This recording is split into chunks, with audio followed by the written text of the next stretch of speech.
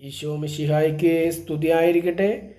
മത്തായി എഴുതിയ സുവിശേഷം 18-ാം അധ്യായം 6 മുതൽ വാക്യം. എന്നിൽ വിശ്വസിക്കുന്ന ഈ ചെറിയവരിൽ ഒരുവന് ദുഷ്പ്രേരണ നൽകുന്നവൻ ആരായാലും അവന് കൂടുതൽ നല്ലത് കഴുത്തിൽ ഒരു വലിയ തിരുക്കല്ല് കെട്ടി കടലിൻ്റെ ആഴത്തിൽ താഴ്ത്തപ്പെടുന്നതായിരിക്കും.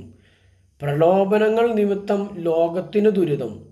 പ്രലോഭനങ്ങൾ ഉണ്ടാകേണ്ടതാണ്, എന്നാൽ പ്രലോഭന ഹേതുവാകുന്നവന് ദുരിതം. നിന്റെ കയ്യോ കാലോ നിനക്ക് പാപഹേതുവാകുന്നെങ്കിൽ അത് വെട്ടി എറിഞ്ഞു കളയുക. ഇരുകാലുകളും കൈകളും ഉള്ളവനായി നിത്യാഗ്നിയിലെറിയുന്നതിനേക്കാൾ നല്ലത് അംഗഹീനനോ മുടന്തനോ ആയി ജീവനിലേക്ക് പ്രവേശിക്കുന്നതാണ്. നിന്റെ കണ്ണ് ദുഷ്പ്രേരണയ്ക്ക് കാരണമാകുന്നെങ്കിൽ അത് ചൂഴ്ന്നെടുത്ത് എറിഞ്ഞു കളയുക.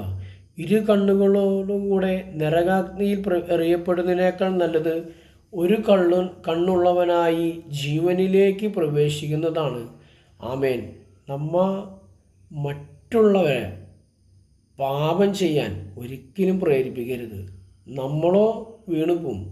പക്ഷേ മറ്റുള്ളവരെ പാപം ചെയ്യാൻ പ്രേരിപ്പിക്കുന്നത് വലിയ പാപമാണ്.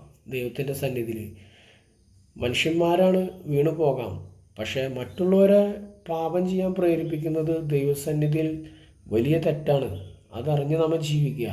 ആമേൻ. ദൈവം എല്ലാവരെയും അനുഗ്രഹിക്കട്ടെ.